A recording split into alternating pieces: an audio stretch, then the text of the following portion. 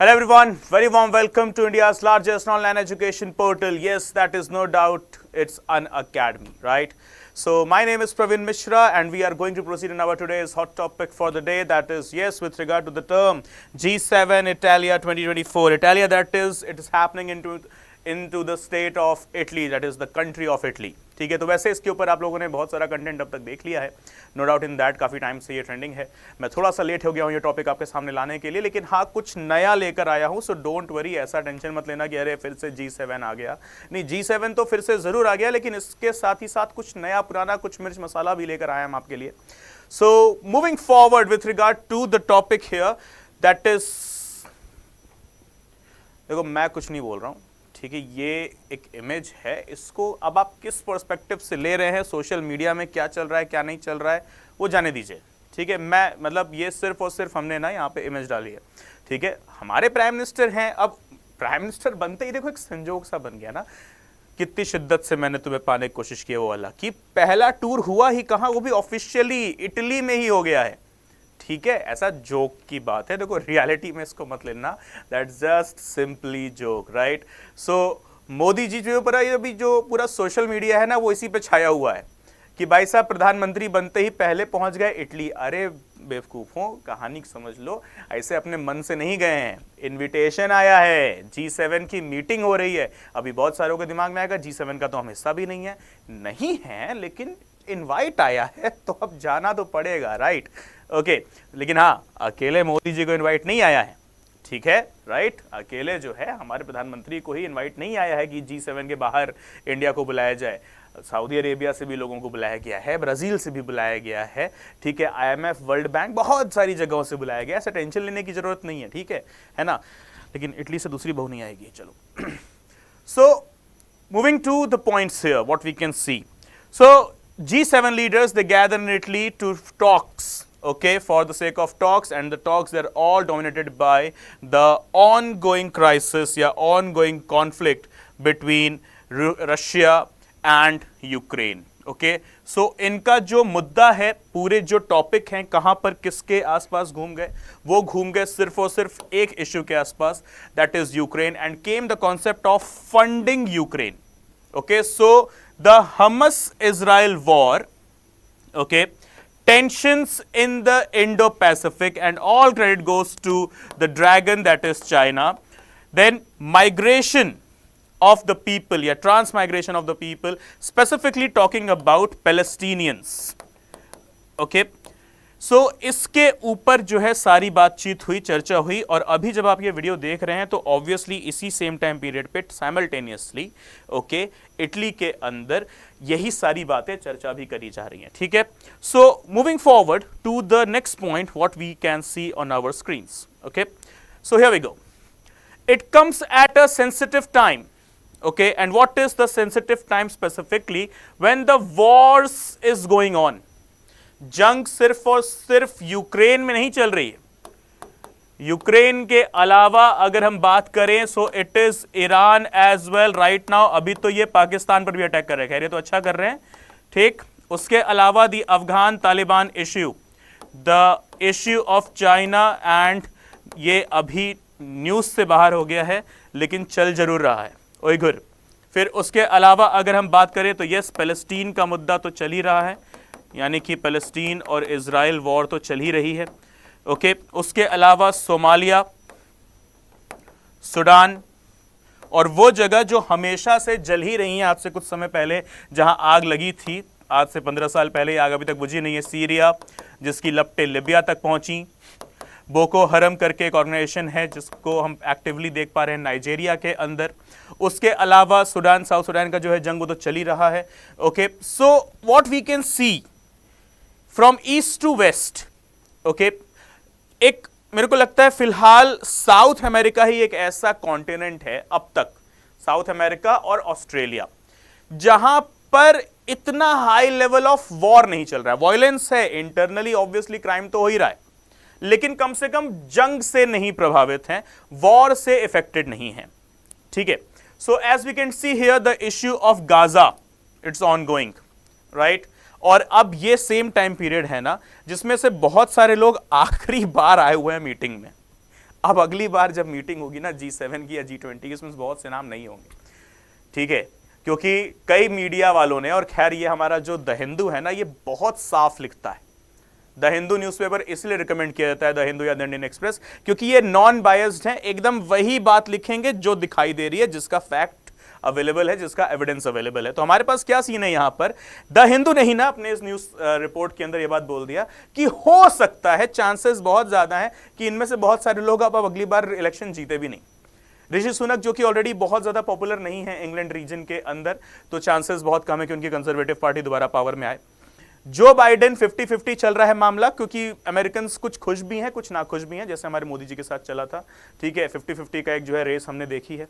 फिर उसके अलावा अगर हम बात करें ट्रूडो की, इनका तो मामला खत्म है। आई डोंट थिंक सो कि ट्रूडो पर्सनली जो है वो आ रहे हैं वापस से इलेक्शंस जीत रहे हैं, ठीक है। अब वो अपने अंदर कुछ घपला कर लें तो बात अलग है। तो ये बहुत सा एक स्टेटमेंट है कि इनमें से बहुत सारे ऐसे लोग हैं ना, ओके, जो अभी बस अगले आने वाले कुछ हफ्तों के ही अंदर, नवंबर में अमेरिका के अंदर, जुलाई में जो है फ्रांस के अंदर, कनाडा के अंदर जो है इलेक्शंस बहुत जल्दी हमें देखने को मिलेंगे, ठीक है। तो अब ऐसे में इन लीडर्स का यही एक जो है स्कोप रहेगा कि यहां पर सबसे बेस्ट डिसीजंस ले लें, जिससे इनको अपनी कंट्री में वोट हासिल करने में काफी जो है आसान हो जाए। तो आगे बढ़ने से पहले गाइस ध्यान रखिएगा, आपकी समस्या अनअकैडमी का समाधान। सो अनअकैडमी प्लस आपको देता है तोहफे में पूरा syllabus coverage, GS mains test series, updated CSAT pattern के थ्रू जो है आपको पढ़ाया जाएगा। पूरा सब कुछ जो है रिवीजन के लिए अलग से डेडिकेटेड बैच होंगे, ऑप्शनल पूरा कवर कराया जाएगा। फिर जितना भी आपको लेटेस्ट ट्रेंड होगा, जो भी प्लस माइनस जितना भी, वो सब कुछ आपको आपके अनअकैडमी प्लस पे मिलेगा। आप देख रहे हैं हर चीज के आगे ग्रीन टिक बना हुआ है जो आपको रिक्वायर्ड है, ओके। सो समस्या आपकी, समाधान हमारा। Problem is yours, okay, no worries, will provide up the solution, that's what we are here for, and Unacademy is known for that, so you can rely on it, okay, as you have already tested from the YouTube portal that how wonderful the things are going. So moving forward now to the next point, that is G7 leaders. इन्होंने ना एक बहुत एक अतरंगी सा decision ले लिया यहाँ पर, और वो डिसीजन कितना सही है कितना नहीं, अब ये आप खुद ही डिसाइड कर लीजिए, okay. So what they have opted for, so G7 leaders, they have agreed, finally they have agreed, yes, on a deal to use the profits from the interest on 300 billion euros, यानी कि अगर dollars की बात करें तो 325 billion dollars from the frozen central bank assets of Russia. तो central bank के कुछ असेट्स थे जो कि कुछ यूरोपियन कंट्रीज ने उन पर सैंक्शंस लगाकर उनको फ्रीज कर दिया, जिनका अभी जो प्रेजेंट वैल्यू है 325 बिलियन डॉलर्स हैं। सच बता रहा हूं, कन्वर्ट होकर रुपीस में कितना आएगा अभी मैं कैलकुलेट भी नहीं कर पा रहा हूं, ठीक है, राइट। सो 325 बिलियन डॉलर्स का जो है असेट फ्रीज कर रखा है रशियन सेंट्रल बैंक का। दे दो भाई वापस, अभी पुतिन का जो है दिमाग फिर गया ना, वो इधर अटैक कर डालेगा, वो इधर अटैक कर डालेगा, वर्ल्ड वॉर 3 हो जाना है। क्या चाहते हो तुम लोग, ऐसा पैसा वैसा रोको मत इसका। मेरा मानना है ऐसा कि वापस कर देना चाहिए, क्योंकि पुतिन भाई साहब हम देख रहे हैं उनको चाइना से पूरा सपोर्ट मिल गया है। आजकल हमने देखा है कि नॉर्थ कोरिया से भी बात करने लगे हैं वो।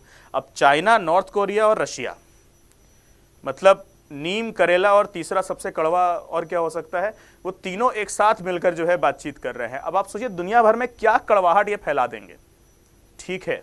तो बेहतर रहेगा मेरे हिसाब से, तो अगर मेरे को G7 में अगर बोलने का मौका मिलता तो मैं यही बोलता, भैया इनका असेट वसेट मत फ्रीज करो, ठीक है, इनका तो है जंग वंग चल रहा था, ठीक है, कोई बात नहीं, अपने ऊपर मत ले लो कुछ, ठीक है। तो ले लिया है, बोले हैं कि जो है कीव को, यानी कि जो है आगे आने वाले बहुत सारे जो एरियाज हैं, चाहे वो इज़राइल में हो, फ़लस्तीन में हो, या आपका कीव जो कि कैपिटल है यूक्रेन का, ओके, वहाँ पर हो, इसको इस्तेमाल करते हैं रीडेवलपमेंट, रिस्टोरेशन के लिए।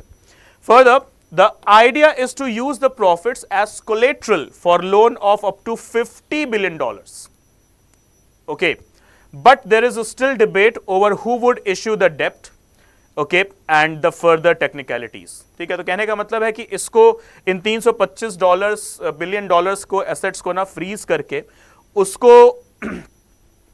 एज अ कोलेट्रल रख देंगे, IMF में, ADB में, AIIB में, वर्ल्ड बैंक में, और $50 बिलियन का लोन ले लेंगे। लेकिन अब इसको आगे फॉर्मलाइज कैसे करना है, कैसे नहीं करना है, अभी तक इस पर प्रॉपर जजमेंट, प्रॉपर डिसीजंस नहीं हो पाए हैं।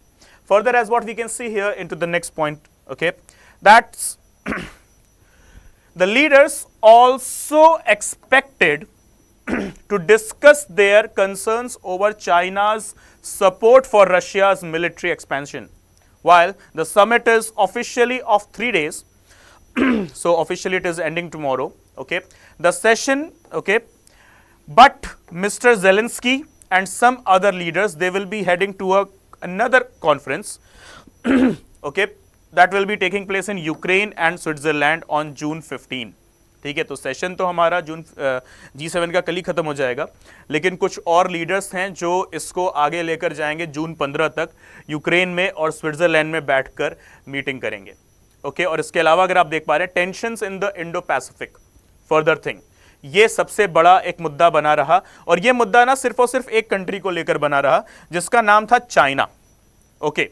अगर हम बात करें स्पेसिफिकली इंडो पैसिफिक की, okay, just about Indo Pacific,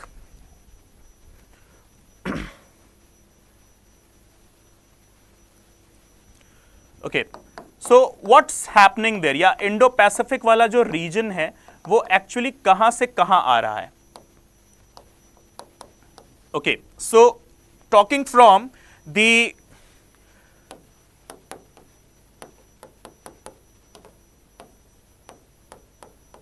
Malacca Strait to, you can call it, to the Gulf of Aden,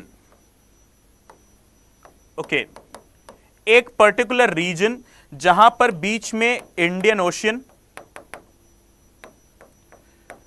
और यहां पर गल्फ ऑफ एडन कहना सही नहीं होगा, आप इसको कह सकते हैं till we are going towards the Antarctic, okay, या सिंपल शब्दों में अमेरिका, ठीक है। तो ये एक सेमी सर्कल, एक हेमिस्फीयर बना दिया हमने, जहां पर सबसे मेन पावर इस वक्त अवेलेबल है हमारा इंडिया, ओके। अब इंडिया को क्या देख रखे हैं हम कि एक तरफ वियतनाम में, एक तरफ साउथ चाइना सी के अंदर, एक तरफ यहां पर छोटू सु जो श्रीलंका है, यहां पर हम्बनटोटा के नाम पर, एक तरफ इधर नापाक कंट्री करके जो है पाकिस्तान नाम है, वहां पर Gwadar, and towards the African states अगर हम बात करें, so we have got Djibouti, और उसके अलावा अगर थोड़ा सा और आगे चले ऑस्ट्रेलिया में, okay, so there is a island state, I am not able to remember the name right now, okay, छोटा सा एक आइलैंड कंट्री है, वहां तक फैल गया है कौन, एक ऊपर इधर बैठा हुआ ड्रैगन कंट्री जिसका नाम है चाइना, ओके। इसको इन्होंने, इंडियन मीडिया ने एक थ्योरी भी दी थी इसको लेकर, that is known as string of pearls. ये पर्ल्स मतलब मोतियों की माला, जहां पर चाइना तैयार कर रहा है क्या, हर एक कंट्री में अपना military base, specifically the naval base, okay. और ये हमारे लिए एक बहुत बड़ा कंसर्न है। तो इंडो पैसिफिक को लेकर हर एक country, Australia, Japan, India, America, England, they have created their own specific policies where they are talking about the cordial relationships, okay. Cordial मतलब अच्छे रिलेशन बनाने की बात हो रही है, and they are all targeting towards one country that is China. हमें इसको अच्छे से टारगेट करना है, वरना ये इधर सिंगापुर, इंडोनेशिया, मलेशिया वाले रीजन्स को अपने अंडर में लेने की पूरी कोशिश कर रहा है, जिसकी वजह से अगर मलक्का स्ट्रेट दुनिया भर की सरकारों के हाथ से गया, जहां से दुनिया भर की रोज जो है cargo ships, billions and billions of goods and services जहां से जो है इधर उधर हो रहे हैं, उसको लेकर अगर चाइना यहां पर कोई भी एक बेस तैयार कर देता है, तो वो इंटरनेशनल ट्रेड के लिए एक बहुत बड़ा सरदर्द बन जाएगा। So this is what the global leaders they have discussed with regard to the issue of Indo-Pacific, right? This is what they were discussing itself. कि we need to act and we need to act swiftly. We have to stop this one. We cannot let China or any other nation, okay, taking the absolute control of any particular region, because it will hamper, it will impact the global trade, the global harmony, the global fraternity at its best, and it will lead to the world war immediately, and this world war will be used, okay, or will be fought with the weapon that is known as nuclear weapon or the weapons of mass destruction. At the end of the day, nothing will be left. So it's the cause, it's the concern for humanity, and that's what the G7 leaders, they have stated for, right? So moving forward, that is what stated here once again कि non G7 के guests को भी बुलाया गया है, जिसमें हमारे प्रधानमंत्री, हमारे प्राइम मिनिस्टर भी इन्वॉल्व थे, okay? So now one more thing we have got for us, okay, that is what? Start early and beat the competition. Get 15 months of the UPSC CSE subscription in just 29,999 rupees, यानी कि 30,000 रुपए से भी कम। इसको चलो और आपके लिए क्लियर कर लेते हैं। अगर IAS बनना है तो बाबू देखो, IAS वाला प्रोमो कोड भी चाहिए होता है अपने को, राइट? तो आपका प्रोमो कोड क्या है, किसका इस्तेमाल करेंगे आप? ध्यान रखिएगा, PMIAS, this is the promo code you guys are going to use, ठीक है? IAS बनना है ना, तो इधर लगाना पड़ेगा, ओके? ये क्या देगा आपको? इस 29,000 रुपीज का ये जो आपका जो सब्सक्रिप्शन है, 30,000 रुपीज लेट से, ओके, इस पर आपको 10% और डिस्काउंट मिल जाएगा। तो यानी कि जो आपका जो एक्यूरेट जो होगा, okay, that will be near about 27,000 rupees only, okay, something, right? So quickly grab the opportunity, guys. Please do not let it go. It's very very important. Okay, so आरंभ बैच है आपका English medium में और Triumph batch है आपका Hindi medium में, जो कि ऑलरेडी कमेंट्स हो चुके हैं, आप देख पा रहे हैं 12th जून और 8th June onward. So quickly grab the opportunity, okay, आपको प्रोमो कोड बता दिया गया है, आगे आपकी मर्जी। सो अगर हम देख पा रहे हैं कि कौन कौन से मेंबर्स हैं जो नॉन G7 मेंबर्स हैं जिनको इन्वाइट किया गया है, तो अगर आप देख पा रहे हैं सऊदी अरेबिया के प्रिंस को बुलाया गया है, ओके, उसके अलावा आप देख पा रहे हैं कि ब्राजील के लीडर को बुलाया गया है, ठीक, इंडियन जो प्राइम मिनिस्टर हैं वो तो वहाँ मौजूद हैं, अर्जेंटीना के लीडर्स को बुलाया गया है, फिर सेक्रेटरी जनरल UN हैं जो एंटोनियो गुटेरेस, उनको बुलाया गया है, और कई वर्ल्ड बैंक और IMF के ऑफिशियल्स को भी बुलाया गया है, right? So what they are targeting, it's just a G7 meeting, yes, the agenda is for G7 itself, but they are also focusing on the world peace, okay, so that the trade isn't hampered, the growth and development isn't hampered. So अब बात करते हैं G7।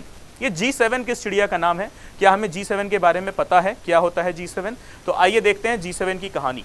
सो 1975 में 6 countries ने इसको मिलकर बनाया था, और इसको नींव रखने वाले जो थे वो थे फ्रेंच प्रेसिडेंट उस टाइम पीरियड के, नाम था इनका वैलेरी गिस्कार्ड डी अस्टैंग, और उस टाइम पीरियड के फ्रेंच जो है फेडरल चांसलर जो हुआ करते थे, जिनका नाम था हेलमट स्मिथ, ओके, इन दोनों ने मिलकर जो है G7 समिट या G6 की एक्चुअली बात करी थी, और इसके 2 साल के बाद 1977 या 1976 1 साल के बाद कनाडा इसमें ज्वाइन हो जाता है। ध्यान रखना, कनाडा इमीडिएटली साथ में नहीं था, कनाडा इसको जो है बहुत लेटर ऑन बाद में ज्वाइन करता है 1976 में, जिससे ये G6 बन जाता है G7। और इनिशियली इस G7 का नाम क्या रखा गया था? It was also known as the first world economic summit, okay, 1975 में लॉन्च किया गया था, ध्यान रखना है इसको। तो कौन कौन सी कंट्रीज थी लॉन्च होते time? France, Italy, Japan, UK, US and Germany. West Germany क्यों? क्योंकि यहां पर उस टाइम पीरियड पे एक थ्योरी चल रही थी, द बर्लिन वॉल।